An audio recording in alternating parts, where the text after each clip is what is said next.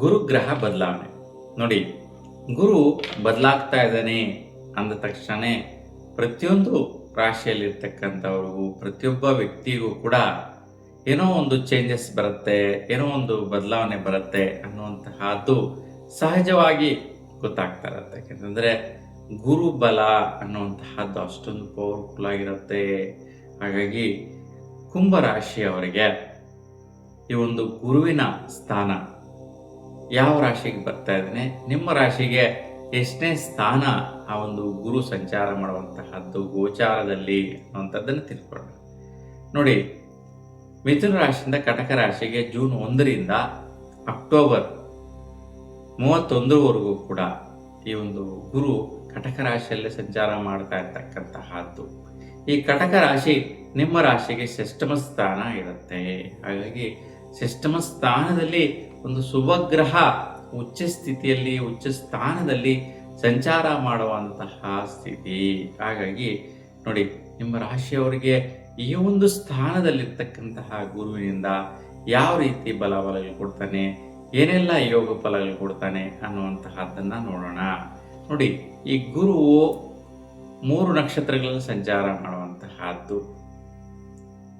ಪುನರ್ವಸು ನಕ್ಷತ್ರದಲ್ಲಿ 4ನೇ ಪಾದ, ಪುಷ್ಯ ನಕ್ಷತ್ರದಲ್ಲಿ 4 ಪಾದಗಳು, ಆಶ್ಲೇಷ ನಕ್ಷತ್ರದಲ್ಲಿ 4 ಪಾದಗಳು. ಒಟ್ಟು ಈ 3 ನಕ್ಷತ್ರಗಳಲ್ಲಿ 9 ಪಾದಗಳಲ್ಲಿ ಸಂಚಾರ ಮಾಡುವಂತಹ ಈ ಒಂದು ಗುರುಗ್ರಹವು ನಿಮ್ಮ ರಾಶಿಗೆ ಒಂದು ಒಳ್ಳೆ ರೀತಿಯ ಮಿತ್ರ ವೃದ್ಧಿ, ನೋಡಿ ಸ್ನೇಹಿತರನ್ನ ವೃದ್ಧಿಸುತ್ತೆ. ಒಂದು ದೊಡ್ಡ ವ್ಯಕ್ತಿಗಳ ಸಹವಾಸ ಮಾಡುವ ರೀತಿ ಪರಿಚಯ ಆಗ್ತಾರೆ. ಆ ಪರಿಚಯ ಆದಂತಹ ವ್ಯಕ್ತಿತ್ವ, ಅವರೊಂದು ಬ್ಯಾಕ್ಗ್ರೌಂಡು, ಅವರ ಹಿನ್ನೆಲೆ ತುಂಬ ಒಳ್ಳೆಯ ರೀತಿಯ ಒಂದು ಶಕ್ತಿ ಪ್ರಭಾವದಿಂದ ಕೂಡಿರುತ್ತೆ. ಒಂದು ಒಳ್ಳೆಯ ರೀತಿಯ ಅಭಿಪ್ರಾಯದಿಂದ ಇರ್ತಕ್ಕಂತಹ ವ್ಯಕ್ತಿಗಳು ನಿಮ್ಮ ಜೊತೆಗೆ ಹೊಂದಿಕೊಳ್ಳುವಂತಹದ್ದು ಈ ಸಮಯದಲ್ಲಿ ಸಿಗತ್ತೆ. ಜೊತೆಗೆ ವಿಶೇಷವಾದಂತಹ ಸುಖ. ನೋಡಿ, ನಿಮ್ಗೇನೋ ಒಂಥರ ಇಷ್ಟೋ ದಿನ ಆಲಸ್ಯ, ಏನೋ ಒಂದು ಬೇಜಾರು, ಏನೋ ಒಂದು ಕೆಲಸ ಆಗಲಿಲ್ಲ, ಕಾರ್ಯ ಆಗಲಿಲ್ಲ ಅಂತ ನಿಧಾನ ಆಗುವಂಥ ಸ್ಥಿತಿಯಲ್ಲಿದ್ರಿ. ಈಗ ಏನೋ ಒಂದು ಬದಲಾವಣೆ ಬರ್ತಾ ಇದೆ, ಅಭಿವೃದ್ಧಿ ಬರ್ತಾ ಇದೆ, ಮುಂದುವರಿಕೆ ಆಗುವಂತಹದ್ದು ಜೀವನ ಅನ್ನುವಂತಹದ್ದನ್ನು ಗಮನಿಸ್ತೀರಾ. ಈ ಒಂದು ವಿಚಾರದಲ್ಲಿ ಸುಖದ ಬಲದ ಯೋಗಗಳು ಕೂಡ ನೀವು ಪಡೆಯುವಂತಹದ್ದು.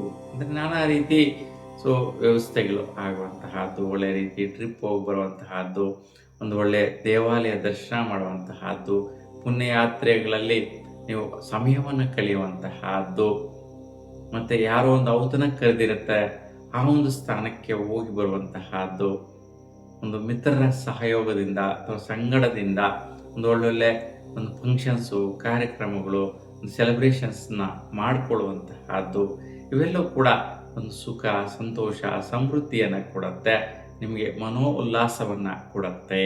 ಹಾಗಾಗಿ ನೋಡಿ, ನಿಮ್ಮ ಮನಸ್ಸಿಗೆ ಸಂತೋಷ ಉಂಟು ಮಾಡುವಂತಹ ಸ್ಥಿತಿ ಈ ಒಂದು ಮಿತ್ರರ ಸಹಯೋಗದಿಂದ ಉಂಟಾಗುವಂಥದ್ದು. ಅದರಲ್ಲೂ ಕೂಡ ನೂತನವಾಗಿ ಒಳ್ಳೆಯ ವ್ಯಕ್ತಿತ್ವ ಇರ್ತಕ್ಕಂತಹ ವ್ಯಕ್ತಿಗಳ ಜೊತೆ ನಿಮ್ಮ ಒಂದು ಸಹವಾಸ ಅಂತಲೇ ಹೇಳ್ಬೋದು, ಫ್ರೆಂಡ್ಶಿಪ್ ಅಂತಲೇ ಹೇಳ್ಬೋದು, ಆ ಒಂದು ಅಭಿವೃದ್ಧಿ ಕೊಡುತ್ತೆ. ಇವರುಗಳಿಂದ ನೋಡಿ, ಈ ಒಂದು ಸ್ನೇಹಿತರು ಅಂತ ಹೇಳಿದ್ರೆ ಸಹಚರರು ಅಂತೇಳಿ ಹೇಳಿದೆ.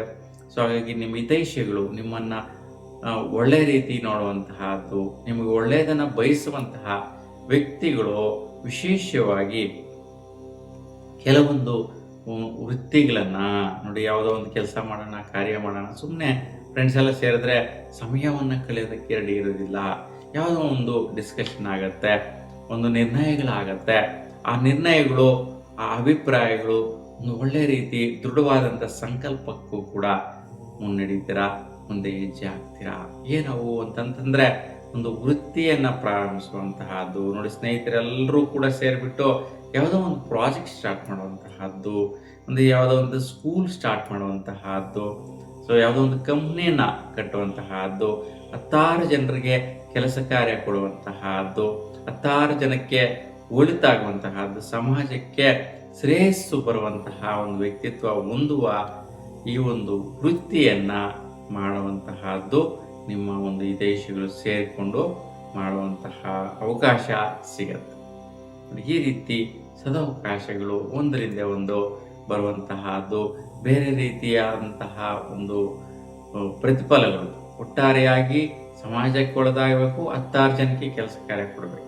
ಈ ರೀತಿ ಒಂದು ವಿಚಾರದಲ್ಲಿ ಮುನ್ನಡೆಯುವಂತಹ ಸಾಹಸ ಮಾಡುವಂತಹದ್ದು ಸ್ನೇಹಿತರಿಂದ ಬರುತ್ತೆ. ಹಾಗಾಗಿ ಜೊತೆಗೆ ಇವೆಲ್ಲ ಮಾಡಕ್ಕೆ ಹೋದಾಗ ಸುಮ್ಮನೆ ಆಗತ್ತಾ? ಇಲ್ಲ. ಒಳ್ಳೆ ರೀತಿ ಇನ್ವೆಸ್ಟ್ಮೆಂಟ್ ಬೀಳತ್ತೆ, ಖರ್ಚು ಬೀಳತ್ತೆ, ದುಡ್ಡಿನ ಒಂದು ಇನ್ವಾಲ್ವ್ಮೆಂಟ್ ಅನ್ನುವಂತಹದ್ದು ಜಾಸ್ತಿ ಆಗತ್ತೆ. ಹಾಗಾಗಿ ಸ್ವಲ್ಪ ಅಲ್ಲಿ ಇಲ್ಲಿ ಅಡ್ಜಸ್ಟ್ಮೆಂಟ್ ಮಾಡ್ಕೊಂಡು ಬಂದು ಖರ್ಚು ಮಾಡುವಂತಹದ್ದು. ಯಾವುದ್ಯಾವುದೋ ಕೂಡ ನಿಮಗೆ ಇಟ್ಟಿರ್ತಕ್ಕಂಥ ಬ್ಯಾಂಕಲ್ಲಿ ಇಟ್ಟಿರ್ತೀರಾ, ಅದನ್ನು ತೆಗೆಯುವಂತಹದ್ದು, ಕೊಡುವಂತಹದ್ದು, ಅಥವಾ ಗೋಲ್ಡ್ ಇಟ್ಬಿಟ್ಟು ದುಡ್ಡು ತಗೊಂಡು ಬಂದು ಈ ಒಂದು ಫ್ರೆಂಡ್ಸ್ ಜೊತೆ ಇನ್ವೆಸ್ಟ್ಮೆಂಟ್ ಮಾಡುವಂತಹದ್ದು.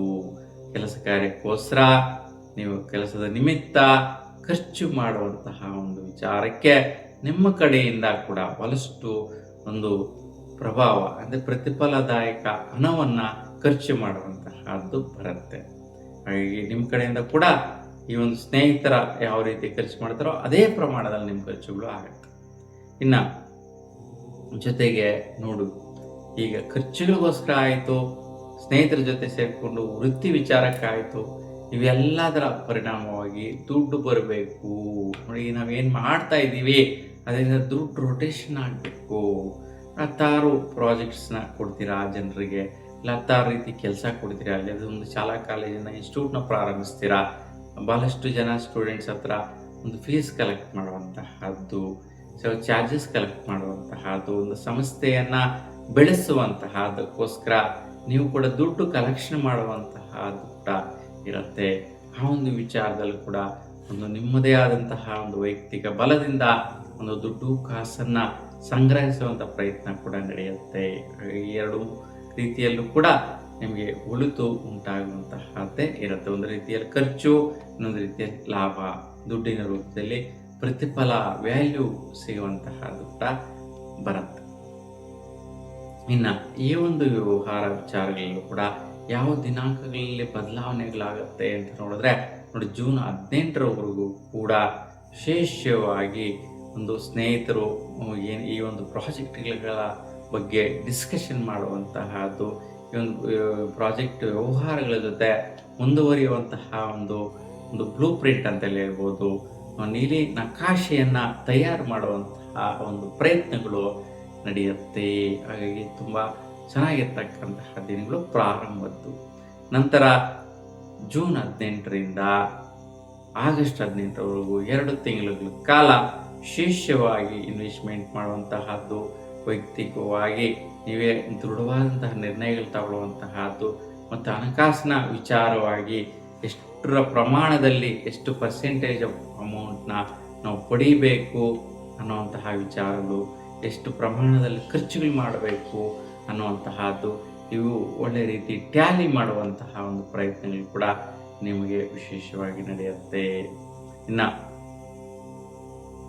ಆಗಸ್ಟ್ 18ರಿಂದ ಅಕ್ಟೋಬರ್ 31ರವರೆಗೂ ಸುಮಾರು 1.5 ತಿಂಗಳ ಕಾಲ ನೀವು ಯಾರೆಲ್ಲ ವಿದ್ಯಾಭ್ಯಾಸ ಓದ್ತಾ ಇದ್ದೀರಾ ಅಂತಹವರಿಗೆ ಒಳ್ಳೆಯ ಒಂದು ಸ್ನೇಹಿತರ ಸಹಯೋಗದಿಂದ ನಿಮಗೆ ಮುಂದಿನ ಜೀವನದ ದಾರಿಗೆ ಸಹಕಾರಿಯಾಗುತ್ತೆ.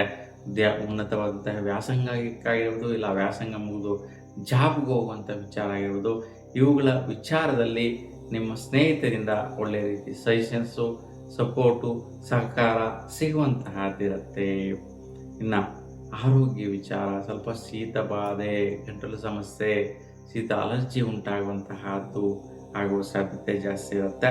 ಸೊ ಆ ವಿಚಾರವಾಗಿ ಕೂಡ ನಿಮ್ಮ ಆರೋಗ್ಯ ಪರಿಸ್ಥಿತಿಗಳು ಹೆಚ್ಚು ಕಮ್ಮಿ ಆದಾಗ ಸ್ನೇಹಿತರೆ ನಿಮಗೆ ಬಹಳಷ್ಟು ಸಾಥ್ ಕೊಟ್ಟು ನಿಂತ್ಕೊಂಡು ಹೆಲ್ಪ್ ಮಾಡುವಂತಹದ್ದು ಕೂಡ ಬರುತ್ತೆ. ಹಾಗಾಗಿ ಈ ರೀತಿಯಲ್ಲಿ ನಿಮಗೆ ಪ್ರಮುಖವಾಗಿ ಒಂದು ಗುರು ಸಂಚಾರ, ಗುರುವಿನ ದೃಷ್ಟಿ 3 ರಾಶಿಗಳ ಮೇಲೆ, 3 ಮನೆಗಳ ಮೇಲೆ ಬೀರೋದರಿಂದ ನಿಮಗೆ 3 ರೀತಿಯ ಒಂದು ಪ್ರತಿಫಲಗಳು, ಬದಲಾವಣೆಗಳು ಉಂಟಾಗತ್ತೆ. ಇದು ವಿಶೇಷವಾಗಿ ಆರೋಗ್ಯ ವಿಚಾರ ಹೇಳಿದಾಗ ನಿಮಗೆ ನೋಡಿ, ಶೀತ ಅಲರ್ಜಿ ಅಂತೆಲ್ಲ ಹೇಳಿದೆ. ಸೊ ಆ ವಿಚಾರದಲ್ಲಿ ವೈಪರೀತ್ಯ ಉಂಟಾದಾಗ ಸ್ವಲ್ಪ ಥ್ರೋಟು, ಶ್ವಾಸಬಾಧೆ, ಗಂಟ್ಲು ಹಿಡಿದಂಗೆ ಆಗುವಂತಹದ್ದು, ಗಂಟ್ಲು ನೋವು ಬರುವಂತಹದ್ದು ಇವೆಲ್ಲ ಆಗುತ್ತೆ. ಅದಕ್ಕೋಸ್ಕರ ಮನೆಯ ಹತ್ತಿರ ಉತ್ತರೇಣಿ ಗಿಡದ ಸಸ್ಯವನ್ನು ಬೆಳೆಸಿ ಒಂದು ಬುಧವಾರದಿಂದ 5 ದಿನಗಳ ಕಾಲ ಈ ಒಂದು ಬೇವಿನ ಗಿಡದ ಪೂಜೆಯನ್ನು ಮಾಡಿ, ಇಲ್ಲ ಒಂದು 10 ದಿನಗಳ ಕಾಲ ಒಂದು ಶ್ರೀ ವೆಂಕಟೇಶ್ವರ ಸ್ವಾಮಿ ಸ್ವರೂಪನಾದಂತಹ ಮಹಾವಿಷ್ಣುವಿಗೆ ನೀವು ಯಾವುದೇ ದೇವಸ್ಥಾನಕ್ಕಾಗಿರ್ಬೋದು ತುಳಸಿ ಅಷ್ಟೋತ್ತರ ಮಾಡಿಸ್ಕೊಂಡ್ರೆ ನಿಮಗೆ ಈ ಒಂದು ಆರೋಗ್ಯ ಪರಿಸ್ಥಿತಿಯಲ್ಲಿ ವೈಪರೀತ್ಯಗಳೆಲ್ಲವೂ ಕೂಡ ನಿವಾರಣೆ ಆಗುತ್ತೆ. ನಿಮ್ಮೆಲ್ಲರೂ ಕೂಡ ಇಷ್ಟ ದೇವರ ಅನುಗ್ರಹ ಸದಾಕಾಲ ನಿಮ್ಮ ಮೇಲಿರಲಿ ಅಂತ ಭಗವಂತನಲ್ಲಿ ಪ್ರಾರ್ಥಿಸ್ತಾ ನಿಮ್ಮೆಲ್ಲರಿಗೂ ಕೂಡ ಶುಭವಾಗಲಿ. ನಮಸ್ಕಾರ.